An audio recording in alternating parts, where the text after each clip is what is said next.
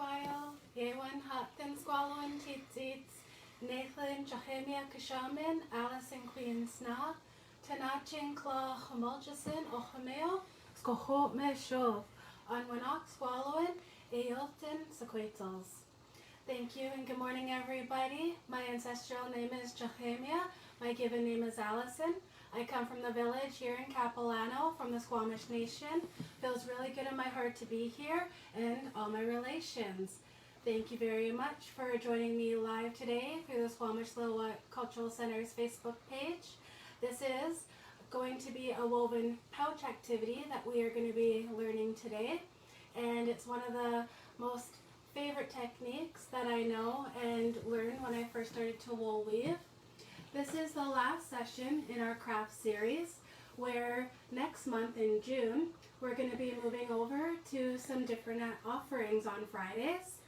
So if you have the chance to join me next week at 2 o'clock, we do have Corey Douglas from the Squamish Nation going to talk about his experience as an artist, especially focusing on his creation of the Box of Promises, which is one of my absolute favorite pieces that we currently have on display at the Squamish Lil'wat Cultural Centre in Whistler. And currently our doors are still shut, but we are making plans to see how we're going to be opening in the future. So we're very excited to keep doing things virtually as well as opening our doors in the future to all of you. Thank you so much. So those of you who would like to work with me today are going to need a piece of cardboard, handy dandy scissors. I suggest large needles so that we can use these for our wool. And I have a few different type of colors of wool here.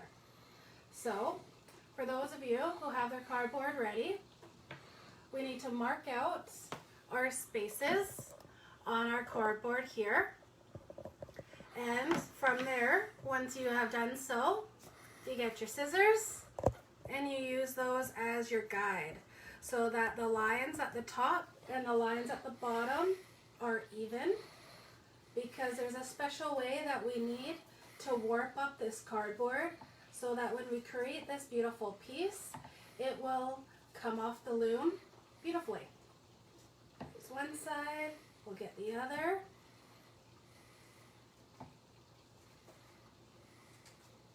Snip, snip, snip. For those of you who have seen some of my other videos and talked about the Volume 3 CD, The Songs of Our Nation, that the Squamish Lil'wat Cultural Centre ambassadors have created. I just found out yesterday it's on iTunes. Woohoo! I have some wool here. I picked this nice blue color because I really like blue. And cool colors, blue, purples, all sorts of stuff. I'm going to work with a little tail here. I'm going to put it through that gap that I snipped open with the scissors. And then you can actually tie these pieces together so it anchors it and it won't unravel, come undone. From here, what I'm going to do is, now this is going to be a challenge. So I'm going to come straight down and then I'm going to put it into the corresponding slit at the base of my cardboard here. And then just so you can see, I'm going to turn it around and I'm going to bring it up and I'm going to bring it down this first slit. Let me move my cardboard around so that my wool comes over and then it comes up so that it moves it over to the next warp. Come down through the bottom corresponding slit all the way up again, and you won't need to flip your cardboard as much. I'm just hoping that this helps everybody being able to see this pattern that's created. So I'm all the way at the top through that slit, coming over on this side, bringing it over, and then up through the next slit, and then down, up. There we go. And then I move it over down through the next slit, come straight down on the side, and then through that corresponding slit, straight up,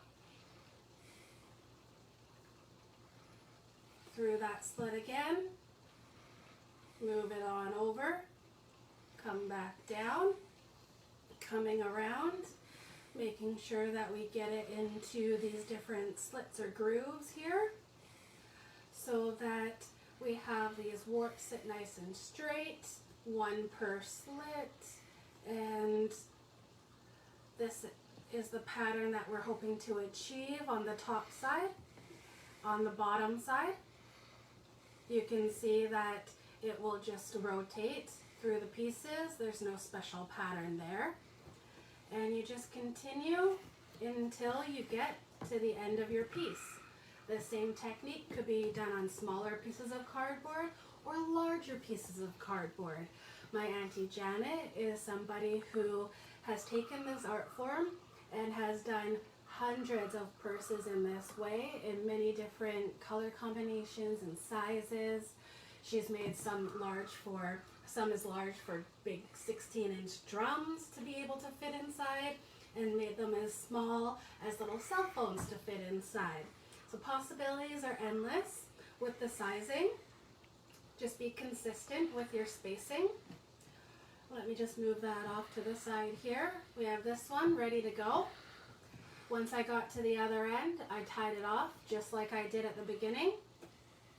So this is what your end product should look like with two pieces hanging. We have our areas that we have going over and across at the top, and this area where it's just going back and forth from the other side. This is our top, this is our bottom, these are our sides here. So now we can pick a color.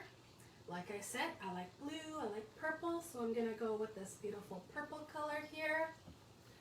1, 2, 3, 4.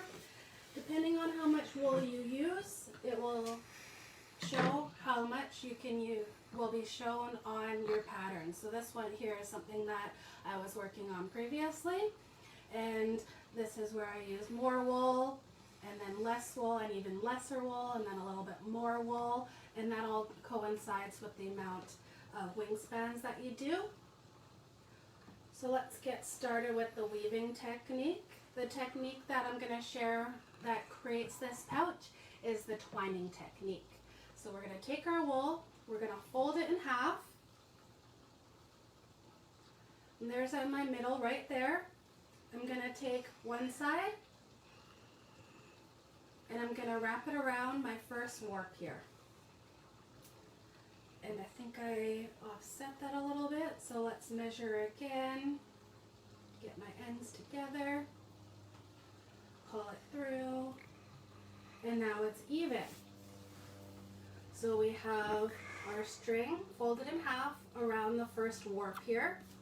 With the twining technique, we have the back side. Let me just get this wool over here.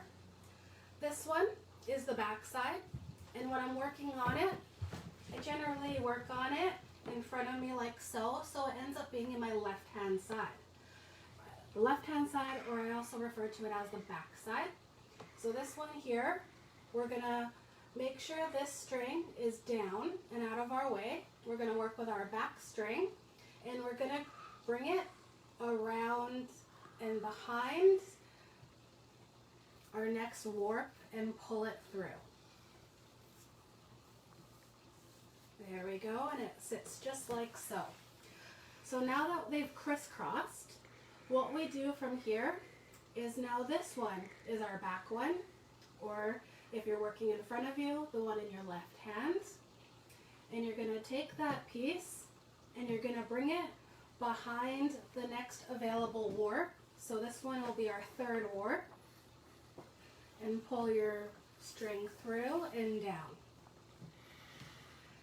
And so they crisscrossed. So that means this one now is our back warp. We're going to take that material, and you can see that this one is empty. So that means this one is going to come behind our next available warp and pull through. This twining technique is a very solid technique and a solid way to weave. And it'll be quite thick once it's all created. So from here, they've crisscrossed again. This one's my next available.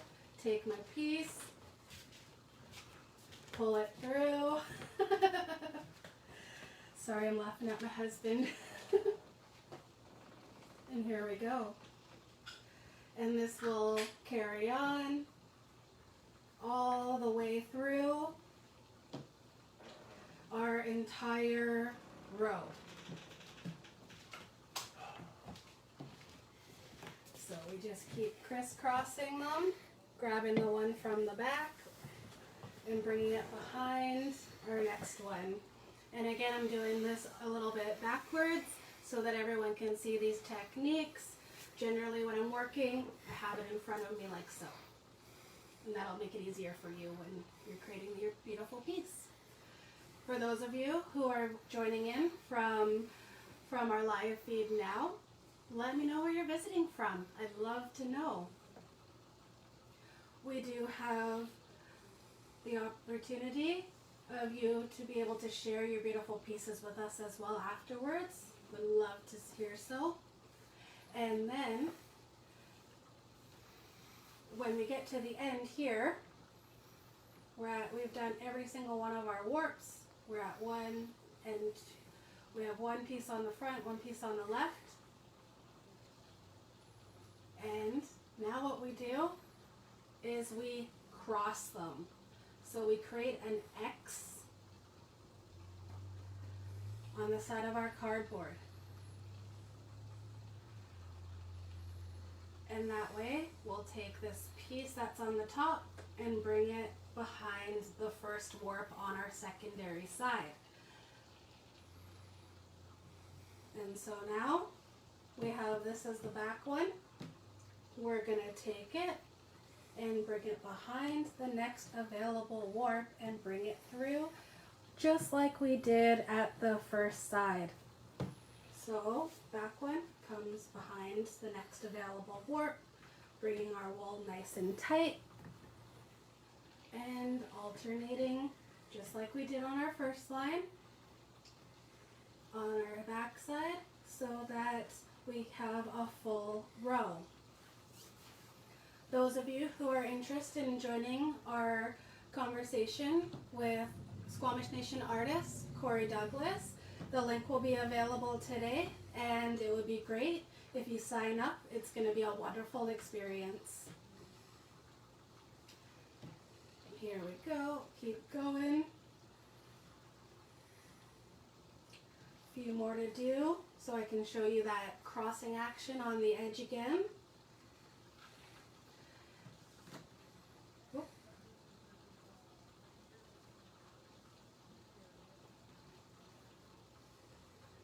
I don't know if you guys can hear it, but there's some really loud people outside my house right now, and I don't know what they're doing.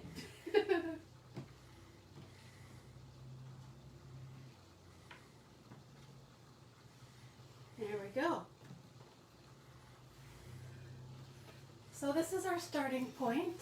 We've done all the way at the first. We did that cross at the edge here. We continued our twining all the way around, and now we take our pieces. I put my finger right here in the middle. I crisscross them, doing that twisting action. The one on the top comes behind my warp. So now we have one on either side. The back one comes around the next available warp, and that will start your second row. And you'll carry on, and you'll keep spiraling. So this technique, you just spiral around the cardboard with your wool as you go and go. Put that off to the side now.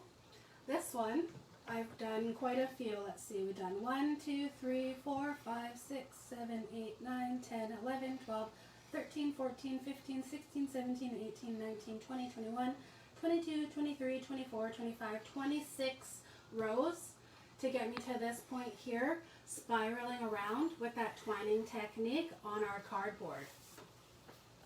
So this is our base right here, and we weave up towards the top. You can see these green pieces here from this section. When I ended, I just did a tie and left it and started again with another color, and that's how I was able to alternate my colors.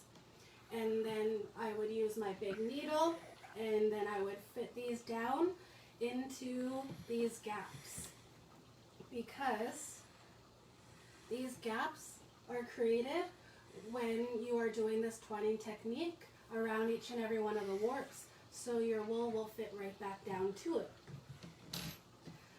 Those of you who may want to see two colors come to life instead of our solid pattern that we've been doing so far, you take two pieces, different colors, like so. And just at the beginning, for ease for myself, I'll do a balloon knot like this. I'll just keep it quite loose so I can come and undo it afterwards.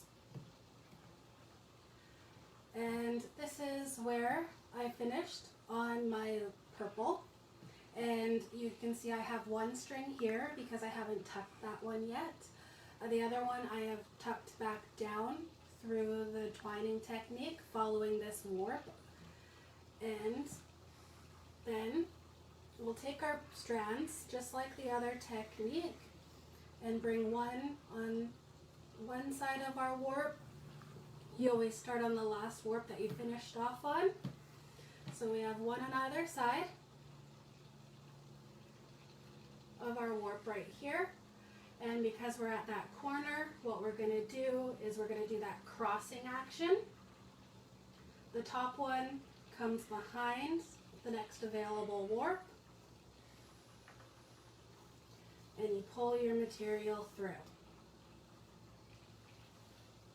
And now the green one is the back side, or on the left hand side, and that one will come behind the next available warp. So let me just get a couple of these guys done. You can see the pattern start to come to life.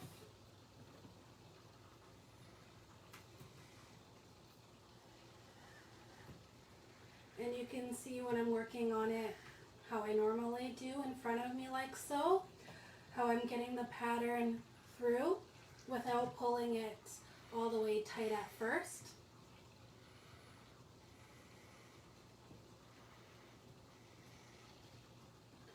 And then I pull one color, and then I pull the other color.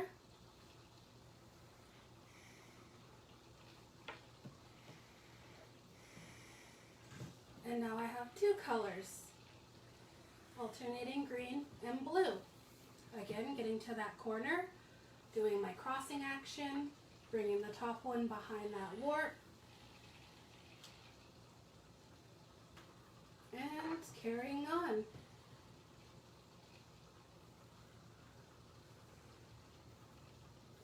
Make sure I don't get tangled. I got my two pieces here. Back one comes behind.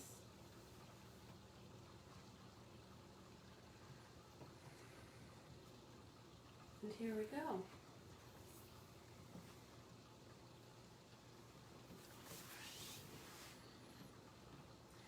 For all you people who love my kitty cameos, I'm surprised none of them have come and bugged me. Wool, you know, is very tempting for cats, and I'm happy to say they generally keep it pretty tame when I'm working with my wool, so that's good. Oh, sleeping. So we're almost all the way to the end of our back side.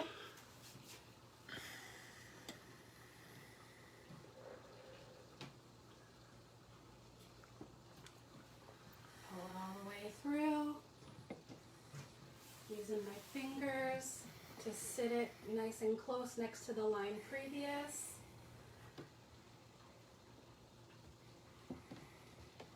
And then we're at the end, put my finger in the middle, do a cross, come around to the other end, continuing our spiral technique with our twining all the way around. And now that we have a second row, you can see that it actually matches up with the line that I did previously, and it creates a really cool pattern with the blue and the alternating green. Will become lines as we come closer and closer to the top.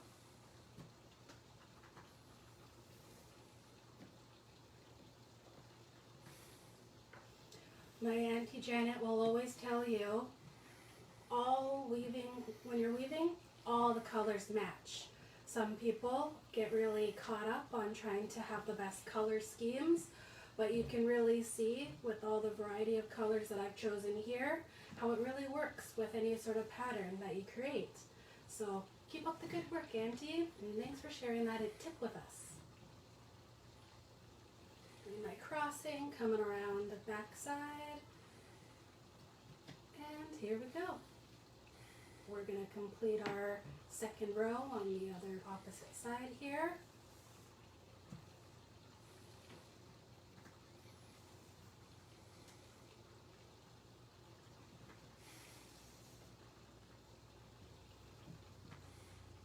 For those of you who live in the Whistler area and have tried our bringing home the bannock with our Chilean chowder, hope you all enjoyed it.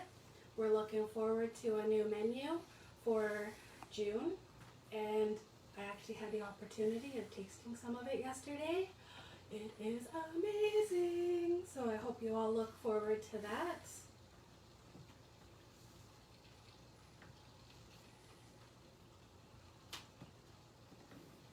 My friend Thea, who runs our cafe and does a lot of the beautiful baking in our facility, made bannock donuts. Oh my goodness. Drooling thinking about them.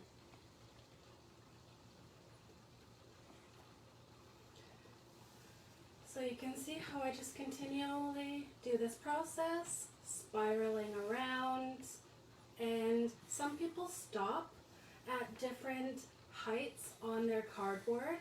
Some of my pieces I'll try to fit as many of these twining rows in to the top as possible.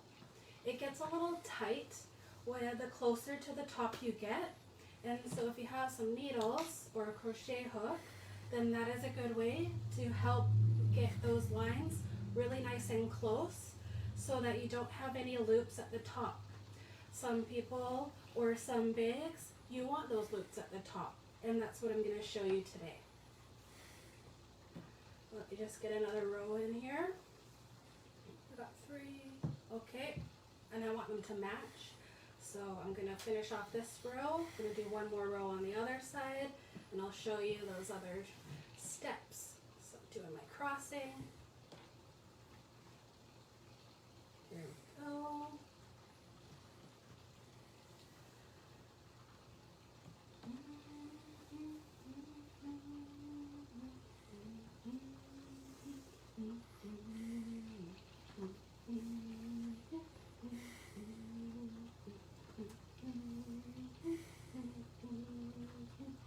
Can really see that pattern starting to build up there with this multicolor technique that we're doing here. And I think it's looking beautiful. How about you? There we go.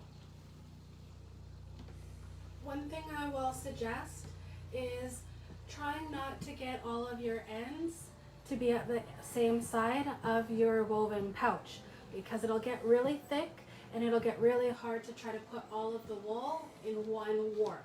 So maybe you have one ending here, one ending here, here, here, depending on your ends that you have. So now we have 3 lines on either side.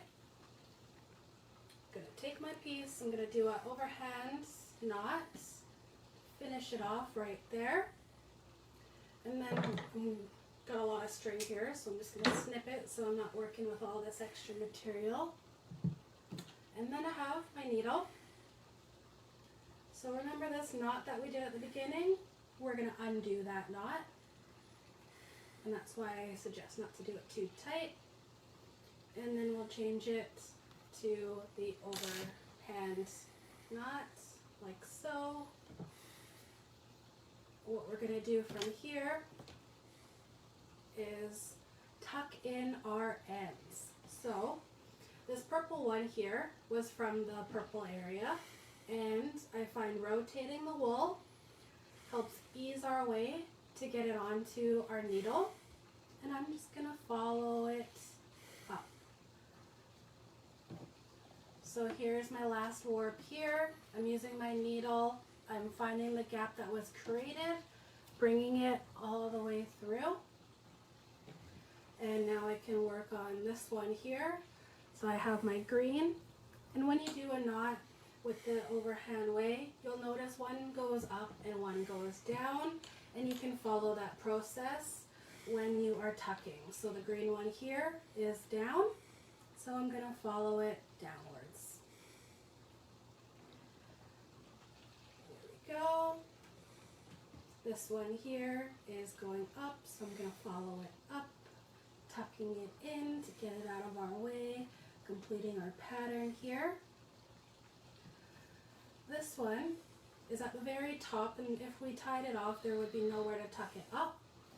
So unfortunately, they're both gonna just have to go down. So I got them both on the needle there. And I have my finger to help me, because we only want to go through the one layer. We don't want it poking through the other side, because this is actually the inside of the pouch. So let's snip these tails away. Flip it over. We got our green ends that we need to incorporate. So it's going to follow our warp downwards.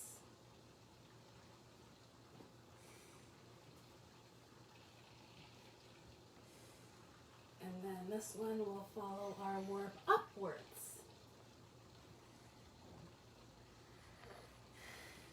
Remember, we're going into that pocket. We're not trying to get it so it goes all the way to the other side.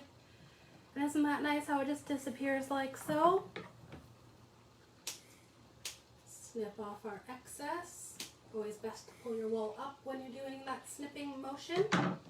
Now, it's all tucked in. There we go. The outer edges and the base are all one piece, and the way it becomes a pouch is we take off our special woven pattern that we did at the top here. One either way,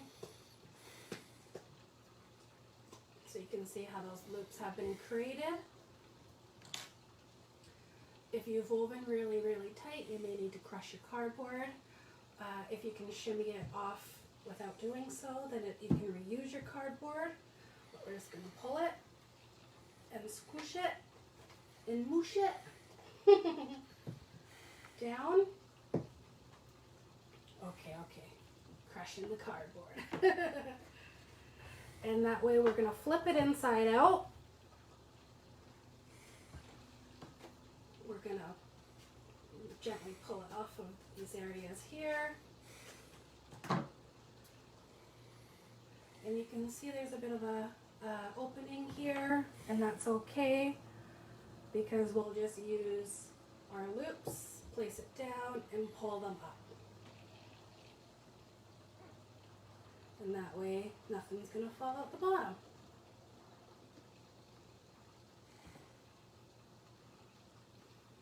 There we go. And now that's a closed area down there. Now these two pieces that we started and we finished our warping with are going to have to come undone. Pretty sure my cameraman's sleeping on the job over there.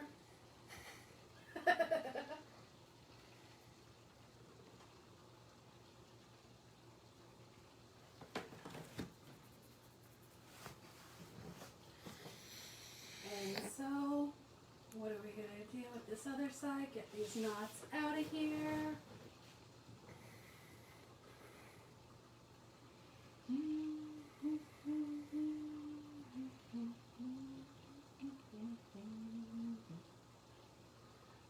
And I did 2 knots, so let's see if I can get this other little guy out of here.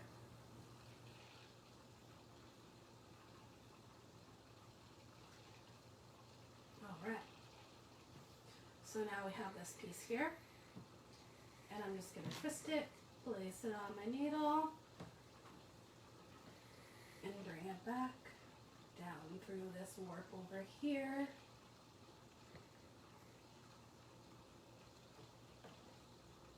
Trying to leave it a loop, or you can pull it so it comes all the way flat down. We'll do the same on the other side.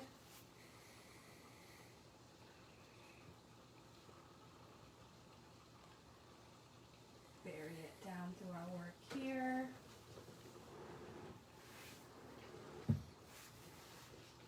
Pull it through.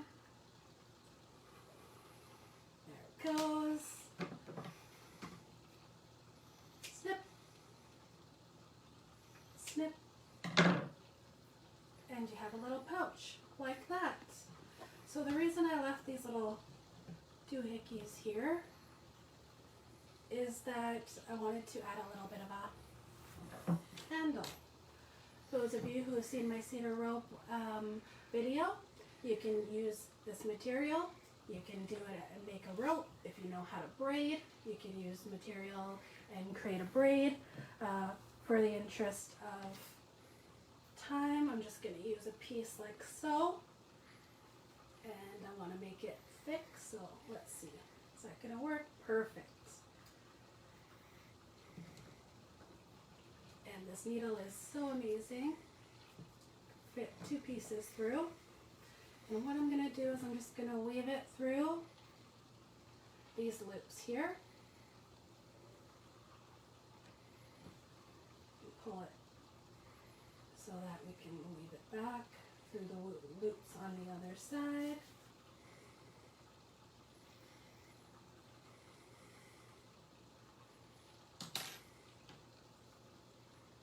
Even it out a little bit. And that way you can make a cinch top. There we have it. Beautiful little pouch. These could be used for in our community. We use them to hold our quarters. Could be used to keep medicine safe.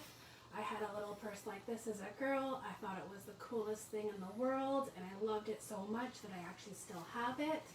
And it's something that you can continue on and do a lot of playing and practicing. Thank you so much for joining me on my craft workshop series, and I hope you join us and look forward to our workshops that we're having in June. Next week, Corey Douglas. It's going to be a wonderful time to chat with him and see all the great stuff he'd like to share with us. We'll see him.